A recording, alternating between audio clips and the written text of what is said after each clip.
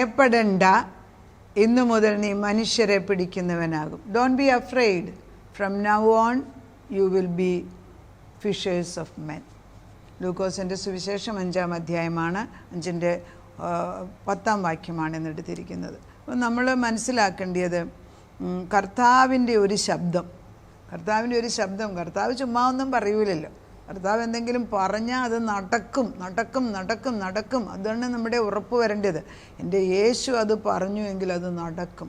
അതാണ് ഈ ദിവസങ്ങളിൽ നമുക്കുണ്ടാകേണ്ട ഏറ്റവും വലിയ ചേഞ്ച്. യേശു ആണ് അത് പറഞ്ഞെങ്കിൽ, അത് ഈ പറയുന്നത് എനിക്കും അത് ആവശ്യമുണ്ട്. കാരണം യേശു പല ഒത്തിരിയും വാഗ്ദത്തങ്ങൾ തന്നിട്ടുണ്ട് നമുക്ക്. അതിൽ ചിലതൊക്കെ വാങ്ങിച്ചെടുത്തിട്ടുണ്ട്, പക്ഷെ പലതും വാങ്ങിക്കാതെ കിടക്കുന്നു. തലമുറകൾ കർത്താവിന് വേണ്ടി നിൽക്കേണ്ടത് നമ്മുടെ ആവശ്യമാണ്. നമ്മൾ ദൈവത്തിൻ്റെ ദൂത് പറയുമ്പം തലമുറകൾ അതിലേക്ക് കടന്നു വരണമെങ്കിൽ നമുക്കൊക്കെ വിളിച്ചു വരുത്താൻ ആകർഷിപ്പിക്കുന്ന ദൈവത്തിൻ്റെ സാന്നിധ്യം കൊണ്ട് വേണം അവർ മാനസാന്തരപ്പെട്ട് യഥാർത്ഥത്തിൽ സ്നേഹിച്ചു വേണം ദൈവത്തിൻ്റെ അടുക്കിലേക്ക് വരാൻ. യേശു ക്രിസ്തു ഈ ലൂക്കോസിൻ്റെ സുവിശേഷം 5-ാം അധ്യായത്തിൽ ശിഷ്യന്മാരെ എടുക്കുന്ന ഭാഗങ്ങളാണ്.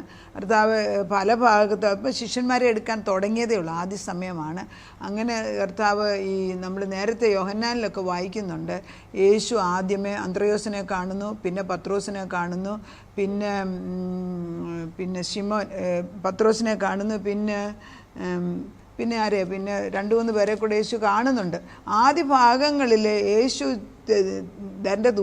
തൻ്റെ ശിഷ്യന്മാരെ എടുക്കുമ്പോൾ രാത്രി മുഴുവനും പ്രാർത്ഥിച്ചു കഴിഞ്ഞിട്ട് ദൈവാത്മാവ് പറയുന്നവനെ അല്ലാതെ വേറെ ആരെ എടുക്കുന്നില്ല. കാരണം ദൈവം പിതാവിനോട് സംസാരിച്ചിട്ടാണ് ഓരോരുത്തരെയും ദൈവം തിരഞ്ഞെടുത്തത്. അപ്പോൾ തൻ്റെ ശിഷ്യന്മാരെ ഓരോരുത്തരെയും എടുക്കുമ്പോൾ ഭർത്താവിന് നിർബന്ധമുണ്ട് പിതാവ് പറയുന്നവരെ മാത്രമേ എടുക്കത്തുള്ളൂ, അല്ലാതെ എടുക്കുന്നില്ല. അതൊരു കൺസൾട്ടേഷനാണ്. നമ്മളത് മനസ്സിലാക്കണം. കർത്താവിൻ്റെ പരിശുദ്ധാത്മാവിൽ ദൈവത്തിൻ്റെ മക്കളായിട്ട് നമ്മളെ തിരഞ്ഞെടുത്തിട്ടുണ്ടെങ്കിൽ ഉലക സ്ഥാപനത്തിന് മുൻപേ നമ്മളെ അവൻ കണ്ടു കഴിഞ്ഞിരിക്കുന്നു. അത് നമ്മൾ പറയുമ്പോൾ ഞാൻ പറഞ്ഞല്ലോ, ആദ്യമേ കർത്താവ് എടുത്തവർ അന്ത്രയോസായിരുന്നു, പിന്നെ ശിമിയോൻ, പിന്നെ ഫിലിപ്പോസ്, പിന്നെ നഥാനിയേൽ. അങ്ങനെ 4 പേരെ എടുത്തു കഴിഞ്ഞിട്ട് പിന്നെ എടുക്കുന്ന ഒരാളാണ് മത്തായി. അത് ഈ മത്തായി ചുങ്കക്കാരനായ മത്തായി എടുക്കുന്നത് ഈ 5-ാം അധ്യായത്തിലാണ്. അപ്പോൾ ഓരോ ദിവസവും പ്രാർത്ഥിച്ചു കഴിഞ്ഞിട്ട്, ചില ദിവസങ്ങളിൽ രാത്രി മുഴുവനും പ്രാർത്ഥിച്ചു കഴിഞ്ഞിട്ടാണ് പകല് പോയിട്ട് ശിഷ്യന്മാരെ ചൂസ് ചെയ്യുന്നത്.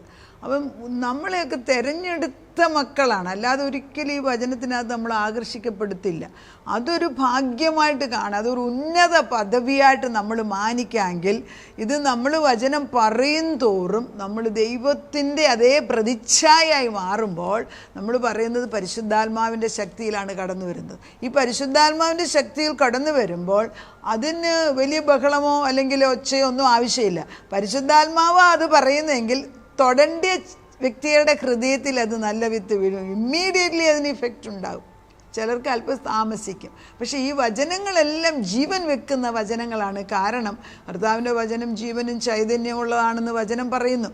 അപ്പോൾ നമ്മളോട് ഈ വചനം അയക്കാൻ പറയുന്നതിൻ്റെ ഇന്നത്തെ ഉദ്ദേശം അനേക മക്കളെ ദൈവം തൻ്റെ ഡിസൈപ്പിൾസ് അല്ലെങ്കിൽ തൻ്റെ ശിഷ്യന്മാരായിട്ട് എടുക്കാൻ ദൈവം ആഗ്രഹിക്കുകയാണ്.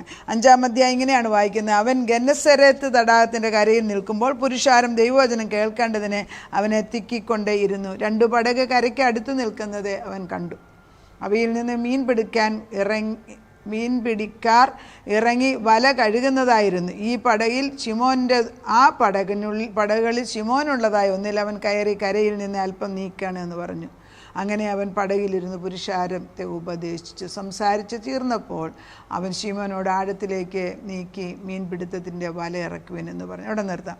ഗന്നസരത്ത് തടാകം എന്ന് പറയുന്നത് actually it is also called as the sea of ഗലീലിയയുടെ സീ എന്നും വേറൊരു പേരുണ്ട്. അപ്പോൾ ഈ ഗന്നസരത്തിൽ എന്ന് പറയുന്ന സ്ഥലത്താണ് ക്രിസ്തുവിൻ്റെ മിനിസ്ട്രി ഹബ്ബ്, അതായത് മെയിൻ ഹെഡ് ക്വാർട്ടേഴ്സ്. എപ്പോഴും കർത്താവ് കൂടുതൽ പ്രവർത്തിച്ചതും താമസിച്ചതുമായ സ്ഥലമാണ് ഈ ഗന്നസരത്ത് എന്ന് പറയുന്ന സ്ഥലം. അപ്പോൾ ഈ ഗന്നസരത്ത് അവിടെ ഇരിക്കുമ്പം കർത്താവിന് എല്ലാവരെയും ഒരുപക്ഷെ അറിയാവുന്നവരായിരിക്കണം സമൂഹത്തിലുള്ളവരെ അറിയാം. അങ്ങനെ ഒരു ദിവസം യേശുക്രിസ്തു അവിടെ വന്നിട്ട് ശിഷ്യന്മാരെ തിരഞ്ഞെടുക്കുന്നതിനാൽ കർത്താവ് അവിടെ വന്നിട്ട് കടൽപ്പുറത്ത് വന്നിട്ട് 2 പടക് കണ്ടു. ഒരു മീൻപിടുത്തം എല്ലാം രാത്രി മുഴുവൻ പിടിച്ചു കഴിഞ്ഞിട്ടാണ് അവർ നിരിക്കുന്നതെന്ന് ഓർക്കണം. എന്നിട്ട് വല ക്ലീൻ ചെയ്ത് നന്നാക്കിക്കൊണ്ടിരിക്കുകയാണ്. അങ്ങനെ ഇരിക്കുമ്പം ശിമോൻ്റേതായിട്ടുള്ള പടക് അല്ലെങ്കിൽ വള്ളം അതെടുത്തിട്ട് യേശു അല്പം നീക്കാൻ പറഞ്ഞു. ശിമോൻ അറിയാവുന്ന വ്യക്തി ആയിരിക്കണമല്ലോ, അല്ലെ പിന്നെ അത്ര ധൈര്യമായിട്ട് എടുക്കുമോ?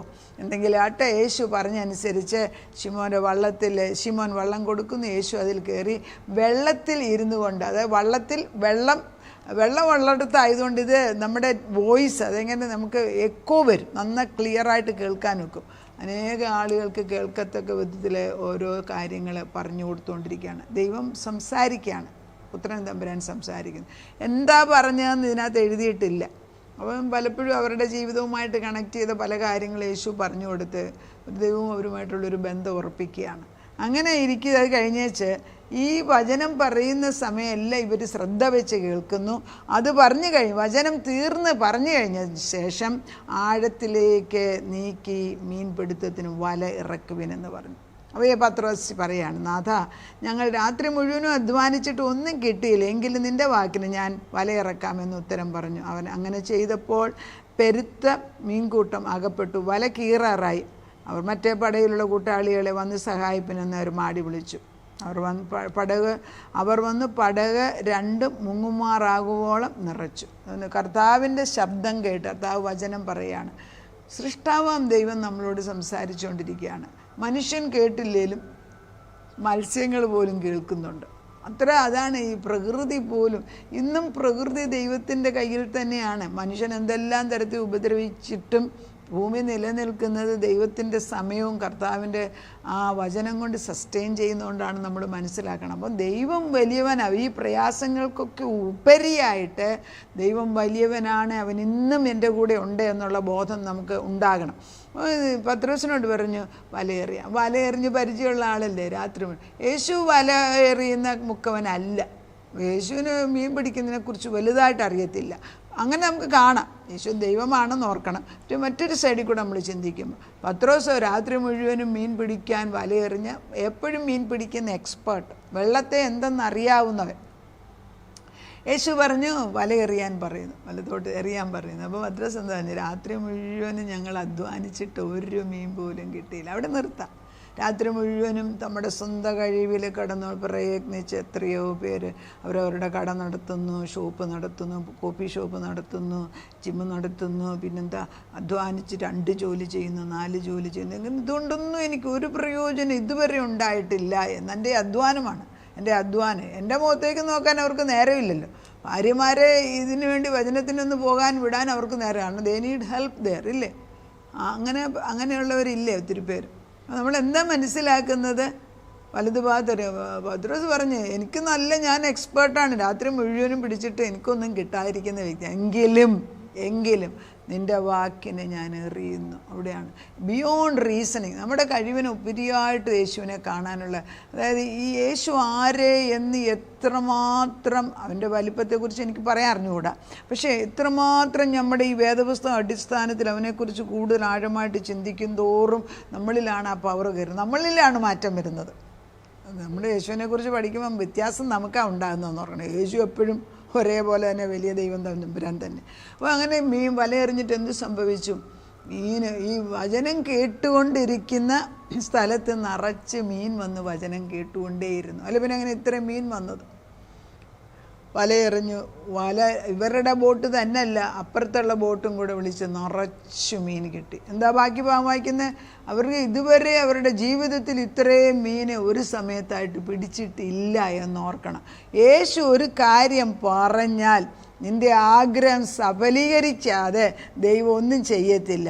അവരെന്താ പറയുക? അവർക്കുണ്ടായ മീൻപിടുത്തത്തിൽ അവനോട് കൂടെയുള്ളവർക്ക് എല്ലാവർക്കും സംഭ്രമം പിടിപ്പെട്ടു. എന്താ പറയുന്നത്? ശിമോൻ്റെ കൂട്ടാളികളായ യാക്കോബ്, യോഹന്നാൻ എന്ന സബദി മക്കൾക്കും അവണ്ണം തന്നെ. അപ്പോൾ അതിന് മുമ്പിൽ ഒരു ഭാഗത്തുണ്ട്, ശിമോൻ പത്രോസ് ഇത് കണ്ടു. എന്താണ്? ഒരിക്കലും കാണാത്ത ഒരു കാഴ്ചയാണ് ഞാൻ എൻ്റെ കണ്ണ് മുഴുവനും നിറഞ്ഞു. അതായത് നമ്മൾ ആഗ്രഹിച്ചതങ്ങ് തരികയാണ്.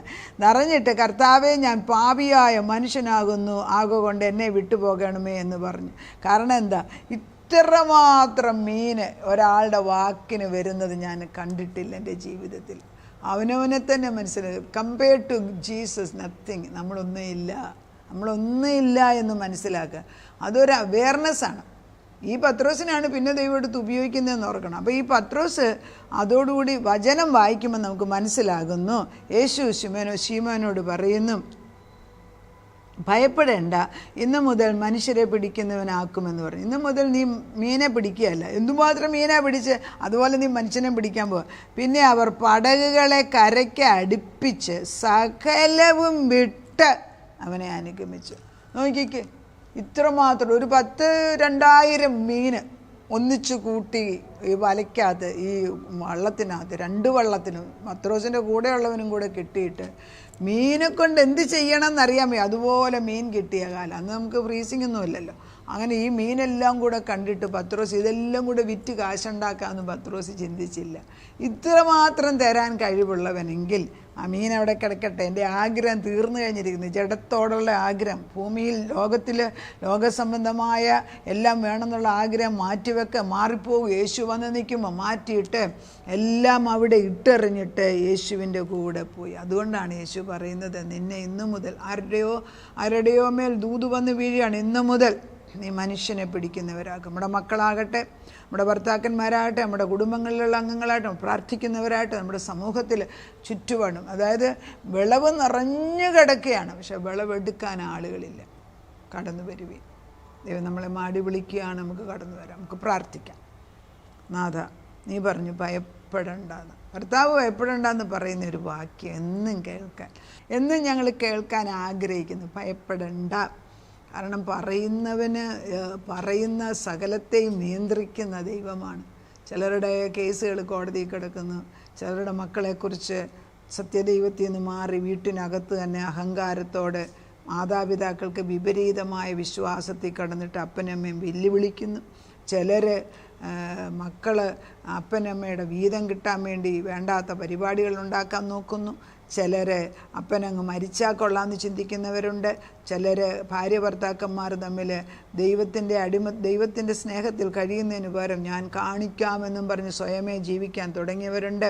സ്വാർത്ഥതയിൽ ജഡത്തിൽ എന്തൊക്കെയോ എംപയർ അല്ലെങ്കിൽ സാമ്രാജ്യം ഉണ്ടാക്കാൻ ആഗ്രഹിക്കുന്നവരുണ്ട്.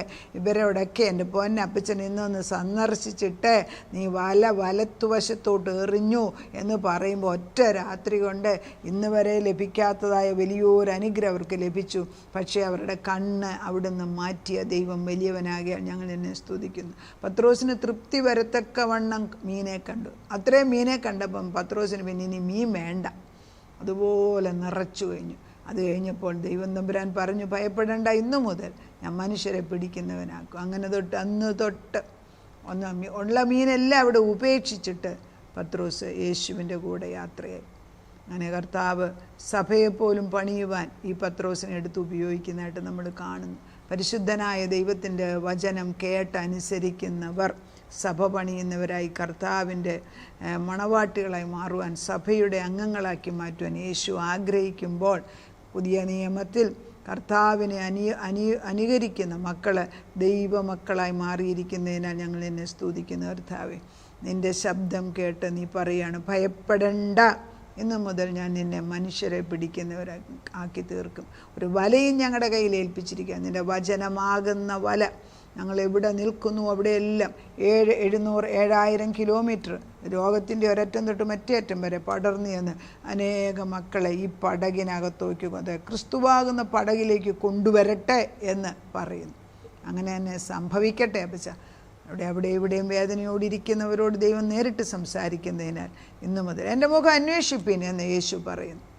കർത്താവിൻ്റെ പരിശുദ്ധാത്മ അങ്ങനെ തന്നെ ചെയ്യുന്നതിന് സ്തോത്രം. തലമുറകളോട് കരുണ തോന്നി അപ്പച്ചൻ്റെ വലയത്തിനകത്ത്, അപ്പച്ചൻ്റെ കോട്ടയ്ക്കകത്ത് അവരെ കൊണ്ടുവന്നിരിക്കുന്നതിനാൽ സ്തോത്രം. പ്രാർത്ഥനയുടെ ഉത്തരം തന്ന ദൈവത്തിന് നന്ദി. യേശു ക്രിസ്തുവിൻ്റെ പുണ്യനാമത്തിൽ തന്നെ ആമേൻ.